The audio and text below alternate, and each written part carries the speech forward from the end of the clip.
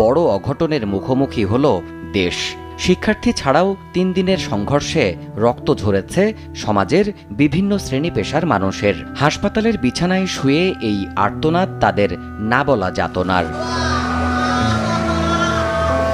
কেউ ফিরছিলেন অফিস থেকে, পেশায় ড্রাইভার, গাড়ি রেখে বের হচ্ছিলেন পার্কিং থেকে। কেউ ছিলেন সিকিউরিটি গার্ড, আবার কেউ বা নিছকই সংঘর্ষ দেখতে গিয়ে হয়েছেন গুলিবিদ্ধ। গুলি কেমন করে কি করে মারামারি লাগছে একটু গিয়ে দেখে আসি। দেখতে যাওয়ার পরে ফট করে দেখা যায় হাতের মধ্যে গুলি লেগে গেছে। এটা অন্য কোনো লোক হোক বা যাই হোক, যেভাবে হোক ওরা এই কাজটা ঘটাইছে।